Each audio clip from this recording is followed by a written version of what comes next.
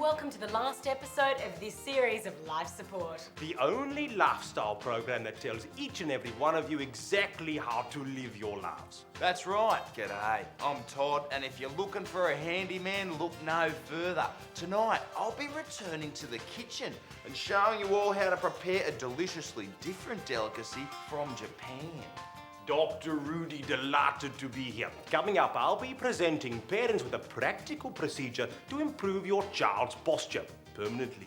Penny, I'll be giving you young single mums the drum on how you can use your new baby to get ahead in the workforce. I'm Sigourney, and ladies, if you're still looking for Mr. Right, I'll explain why you needn't look any further than your own father. Gee, Sigourney, I'll be on the lookout for that segment. Yes, I think I will too. I definitely will. Fabulous. Well, I think you'd agree that we've got a lot to enlighten you with tonight, so why don't we get started?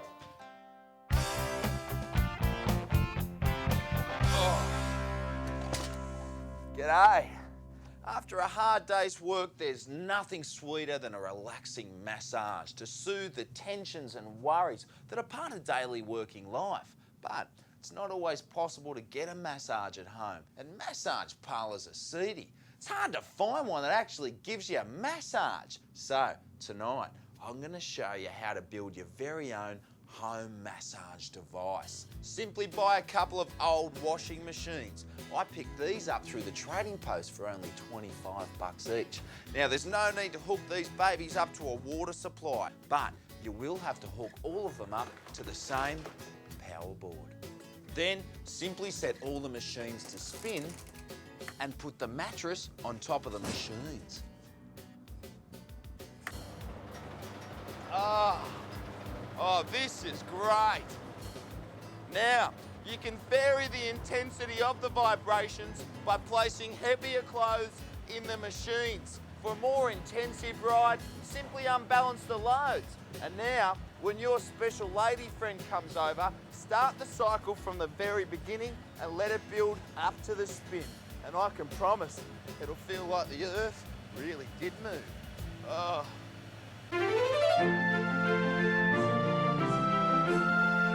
At this very moment, countless refugees are landing on our shores, driven by panic and despair, risking everything in one last desperate grab for a better life.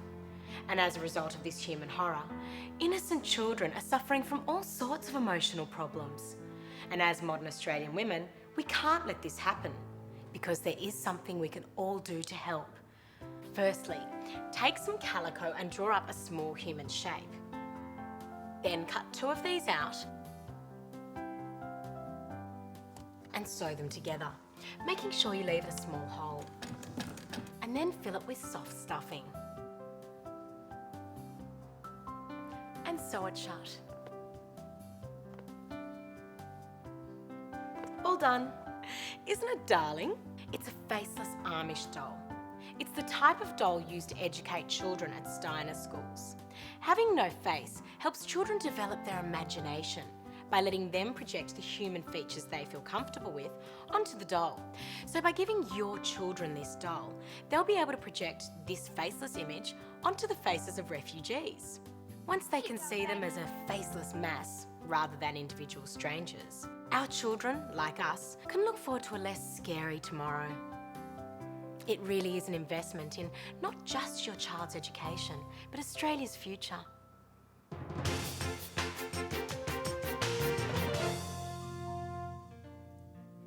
Amber, for God's sake, stop slouching and sit up straight. You too, Kieran. You'll end up looking like the hunchback of Notre Dame. Bad posture is not only detrimental to growing bones and cartilage, it creates an impression of a slovenly personality that can adversely affect a young person's chances in the job market or the social scene in general. Amber, Kieran, you're doing it again. I said sit up straight. But like so many breakthroughs in the history of chiropractic treatment, an exciting new breakthrough has come from an unexpected source. Colin here is a drug courier, and what customs officers have noticed from scrutinizing airport surveillance videos is that though sallow-skinned, sweaty and unhealthy, drug couriers walk erect with excellent posture. And wow, Their body cavities have been packed to the brim with condoms filled with cocaine or heroin, making it now well impossible to tilt the body forward more than 5 degrees off the perpendicular from above the waist. Kieran and Amber may take a little convincing, but a little discomfort and wincing now will pay off big time later. An hour or 2 a day for about 3 months should convince the muscle memory that you mean business. And when Kieran walks tall into the boardroom and Amber becomes a supermodel, they'll have you to thank, spinally speaking. Bye now.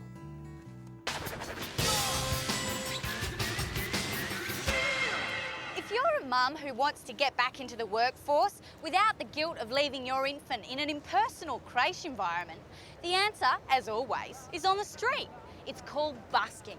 Now, the public are sick to the back teeth with mimes, didgeridoo players and poncy little brats playing violins and flutes. But you have a natural gift, breastfeeding. As any Hollywood mogul will tell you, tits never hurt a show. Because this is fairly cutting-edge stuff, it might take a while for the public to cotton on to what's going on. You may need to make it clear that you're working in the busking genre. So, I've chosen a statue of the Madonna and Child. Just be careful to keep the silver paint away from the actual nipple area, as it is highly toxic. And sick as we are as a society, we're not yet prepared to pay good money to see a dead baby.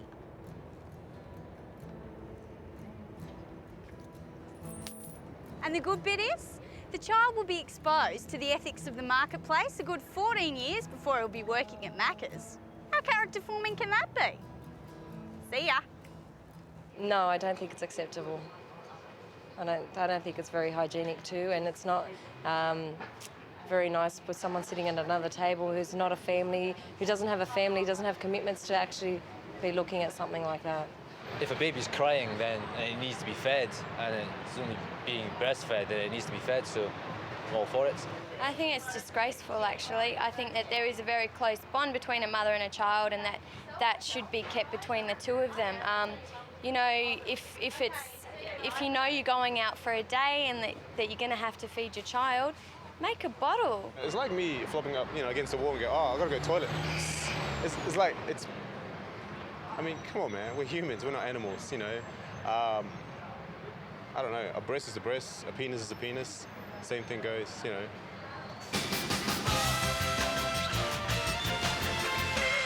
Todd, mate, what's the matter? You look like you've seen a ghost.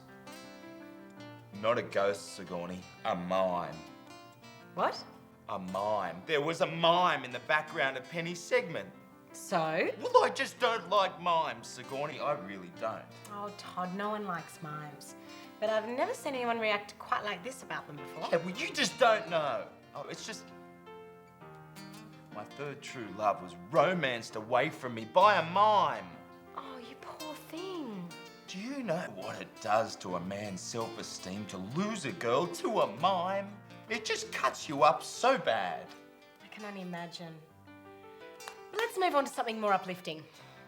What you need is a good laugh. Yeah, it'd take quite a bit to get me to laugh. Maybe not, because Dr. Rudy's next segment is about how to get guaranteed laughs and how to get back that self-esteem. Oh. He says, give me the $6,000 or I'll rip your partitions out. So you got the promotion? Meet Kane. Kane here is a successful young merchant banker fast-tracking his way to a future fortune. He only has one problem in his life. He thinks he is funny. Unfortunately, nobody laughs at his jokes. His humor is puerile and hopeless. His self-esteem is in ruins. So unless he plans on changing his career by becoming an advertising copywriter, he is going to need my professional psychological help. This is a set of very small yet extremely powerful speakers. This is a mini disc player. On it, I've recorded a personal laugh track for Kane. That's right, a laugh track. A laugh track, or canned laughter, is a trick that television producers have used since the 50s to let an audience know if a television show is funny. He says, give me my $6,000 or I'll rip your partitions out.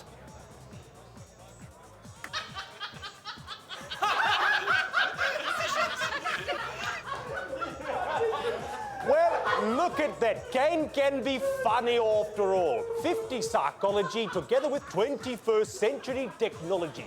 Another winning combination from Dr. Rudy.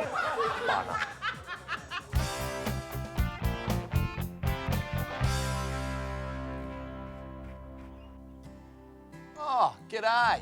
You know, one of the most frustrating things about being an artist is that more often than not, your artwork doesn't get the recognition it deserves until long after you're dead. That's why I reckon you should take a tip from Todd and get the recognition and reward your art deserves right now by having your work of art signed by a terminally ill person. There you go, that's the spot right there. Thanks, mate. And there you have it, a top tip to turbocharge your struggle for artistic and financial freedom. Hey, Alwyn, do you reckon you could hang on a tick while I do another?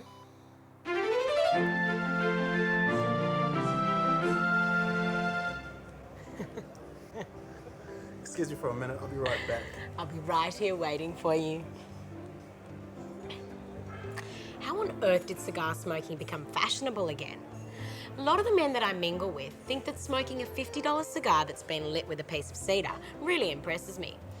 Well, it does, but the trouble is that cigar breath is not very inviting. And if you intend to take the relationship further at the end of the night, well, it's bad enough having to smell their bad breath without having to taste it. Thank you. So, here's what you have to do.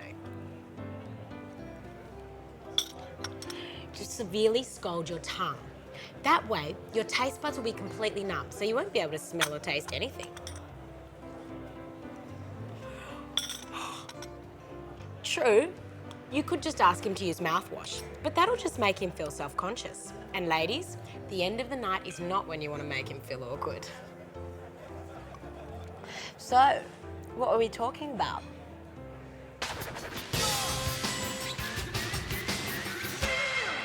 You know, babysitting is a totally dope way to make some dollars. And anyone can do it. But like some of my friends reckon they couldn't handle it. What do you do with a 5-year-old? How do you keep them occupied?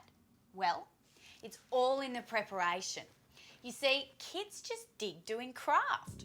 So, here's a tip to help you get through those long hours of babysitting. Firstly, you'll need heaps of these. And secondly, you'll need a ton of this.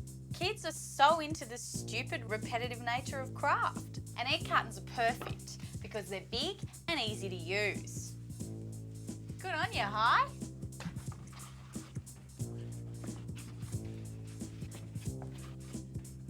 And when they get tired, and let me tell you, they always do, then you're ready for phase 2. Hi! Hi! Oh, guess that's the end of craft then. And there's still 3 hours of babysitting left to go. But don't worry, you won't have to put up with this for long. As anyone in the recording industry will tell you, egg cartons make choice sound insulators.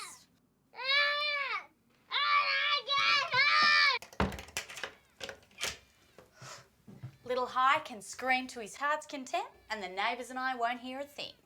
Oh, now the time will just fly. Oh, and it's a good idea to have an egg carton dinosaur ready to show his parents when they come to pick him up, just so they can see how well you've kept their little treasure occupied. Plus, they'll get why he's so scared of egg cartons. See ya, Hi! Sure, now my bedroom walls are covered with egg cartons, but think of it this way. The next time I have a guy in there, I'll be able to give him the feedback he needs to continue to please without worrying about generating a soundscape for the neighbours.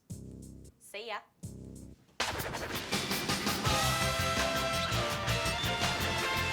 Well, Sigourney, I must say, I'm looking forward to our little break. We undertook quite a task solving the problems of the nation.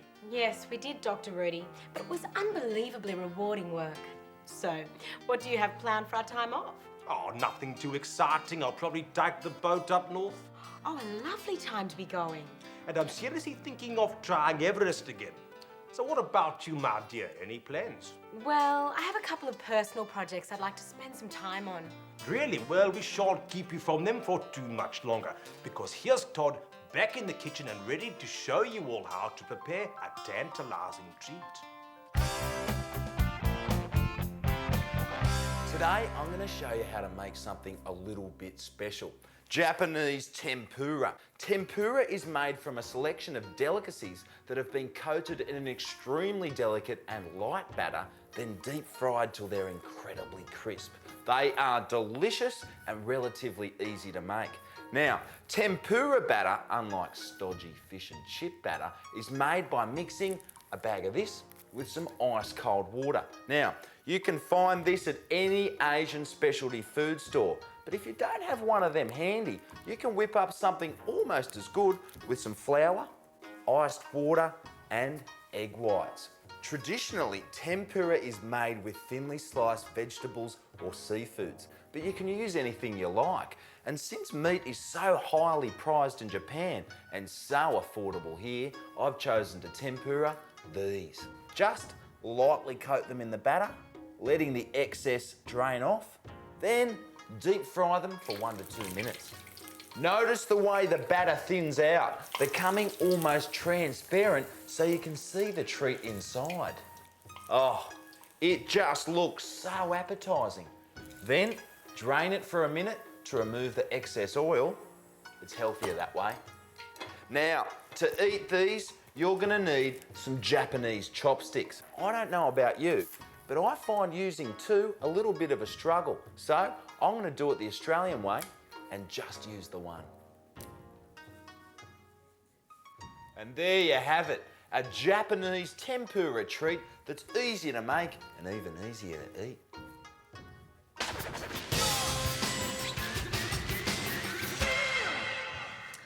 I've been getting stacks of emails lately from kids who are fed up with all the homework teachers keep dumping on them.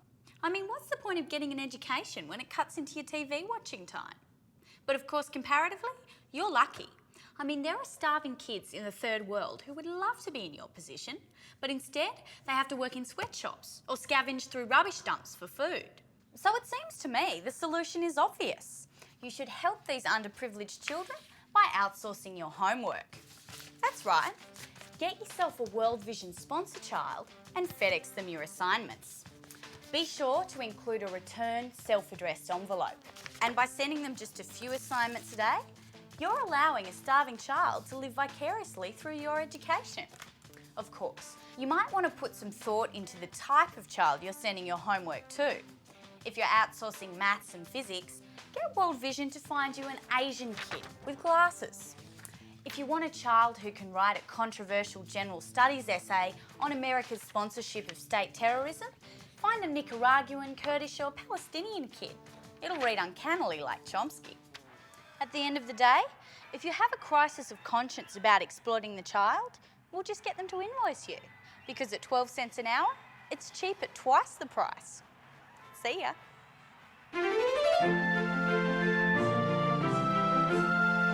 As a modern woman, it's important to be very selective when you choose your friends. After all, your friends' friends are the pool of people that you're most likely to have sex with. So, if you want a healthy sex life with men who have a healthy bank balance, then my advice is to befriend your father. It makes perfect sense. After all, your father has much more eligible friends than you do. They have money, heart conditions, and unattractive menopausal wives, making them ripe for the picking. And men that are much older are fantastically fun to reel in. Because they're so easy, there's absolutely no need to be subtle. Oh, Uncle Roberto, I'd just love to go for a ride in your big old Mercedes. Shall we? Absolutely.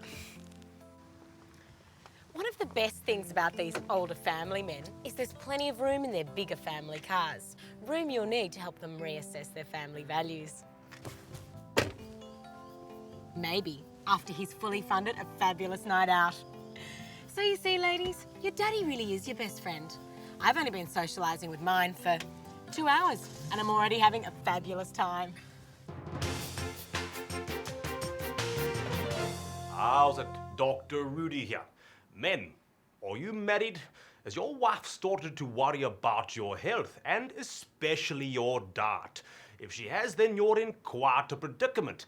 because her concerns and constant nagging about what you eat will mean no more fats, no more dairy, less red meat, and far less alcohol for you.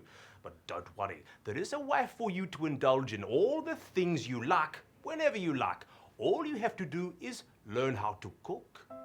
That's right, men. If you get in the kitchen and learn how to cook, you will be able to eat and drink anything you like. You see, your wife will be so grateful that you are relieving her burden by doing the cooking that she won't care what you are cooking. Terry here has been using this technique for quite a while now and has never been happier. And why wouldn't he be? For dinner tonight, he's made cassoulet, a classic French casserole of duck, bacon, sausage and beans cooked in goose fat. Delicious.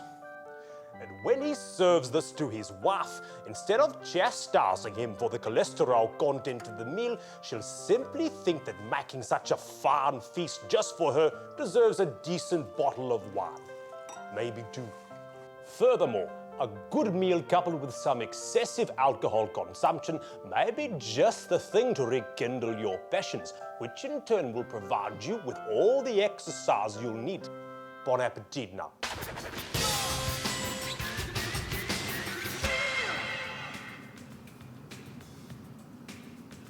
Look at these.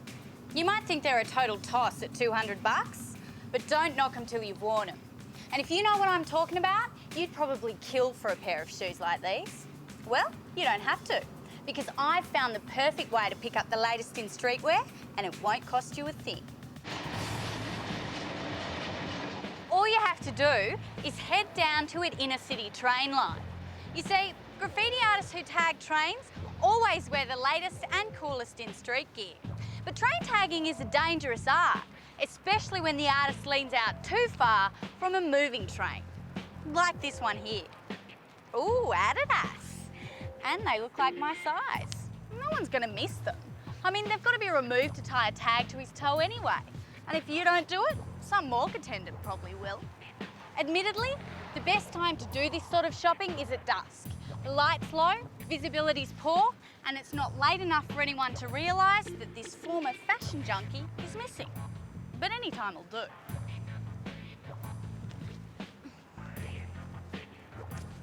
They're a bit big, but some thick socks will fix that. So there you go.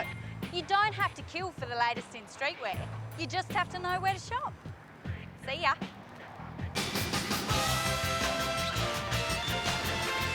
Well, I can't believe it. But here we are, not only at the end of tonight's show, but the end of another series. I know, didn't time just fly by? But don't worry, Australia, we can be back for you if you let us know you still need us. Yeah, be proactive, people. After all, your problems will probably persist, and harassment always pays off. That's right. But for now, as always, it's been a real pleasure. I know my practical advice has continued to make even more of you healthy, wealthy and happy. And remember, keep scamming the man, people. That way your life will always be just that little bit better. Being one who's not the best at long goodbyes, I'll simply say goodbye.